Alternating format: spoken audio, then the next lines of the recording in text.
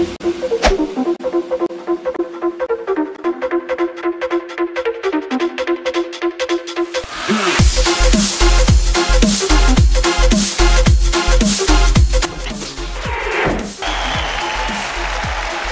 again and welcome to another edition of Lax Rats, Lax Rap. I'm the Chopper, he's the Chief, and here we go. Spring break is here for some teams. And we'll hear more from them later. Loyola had a busy week, going south to play 8-1 Aliso Niguel from Orange County, who were primed to try and freeze the red-hot Cubs and send them to an early hibernation.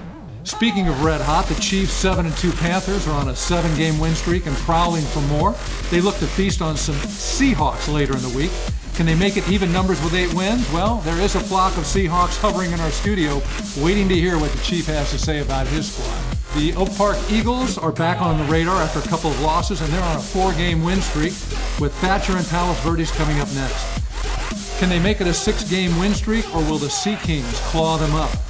Palos Verdes has 7 games left in the regular season with a record of 4-7 so far.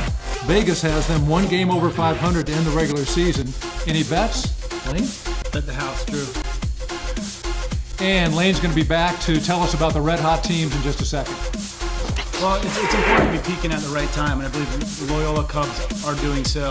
They're a young team that's taken a while to gel. Their freshman goalie's making saves. They put up 30-plus points in the last 3 games. They're starting to understand their zone defense. I think they're going to be tough come playoff time.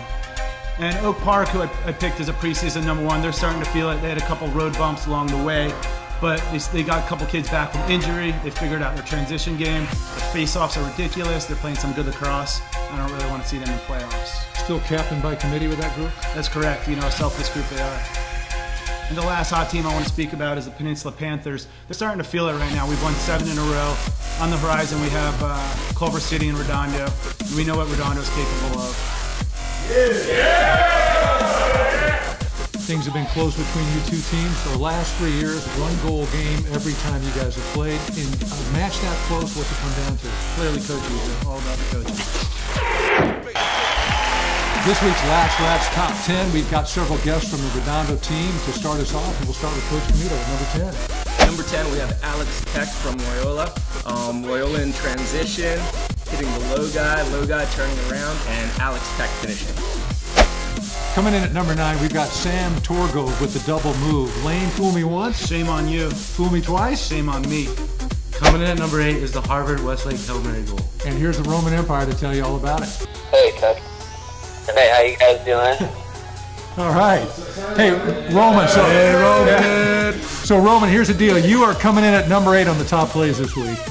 And it's that Hail Mary goal, the clearing past length of the field. Oh, no. I definitely remember that last goal, though. So, a couple questions. Number 1, is that just about how you guys drew it up in the chalkboard? I don't think there's any way anyone could draw up a play to work like that.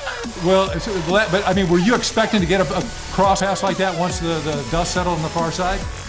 No, I wasn't expecting our defender to just gilman it down the field immediately. That actually took me by surprise. And then, so he throws it down the field, and then number 11, Brooks Hutchins, does a great job picking it up.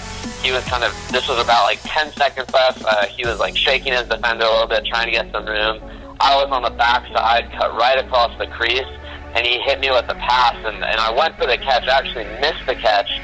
It tipped off of my stick.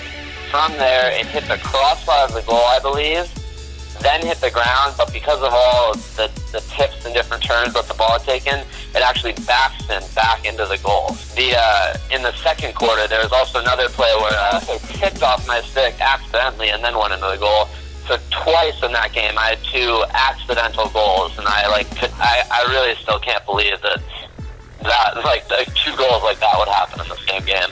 All right, I think we're good to go, Roman.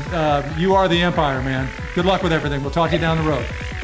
I really appreciate it. All right, thank you very much. Bye-bye. Coming in at number 7, we got Tino with the wraparound goal for the second spot on the top 10. All right, coming in at number 6, we have Nate Gelfer, who's twisting, falling, shooting a nice goal.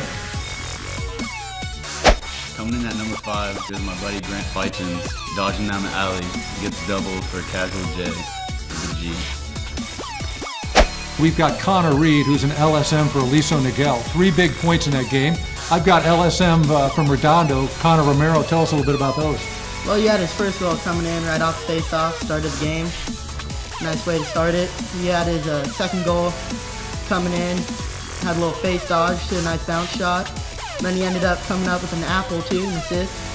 He had a nice skip pass to the down low guy and a nice bury. And coming in at number 3, we have number 3, Jackson Briscoe. Picks up a loose ball, turns 2 defenders inside out. Rip City, that's pretty. Coming in at number 2, it is steal by Davis Horner and a goal by Steve Spiskowski. So coming in at number 1 on this week's Lax Rap Top 10, I've got Noah from Redondo, who is a goalie. Tell us all about this one. At number 1, we got Dean McCann going below GLE, come back up for the 6th save. And that's going to do it for this week's Lax Rap. I'm the Chopper. And I was the Chief. We're the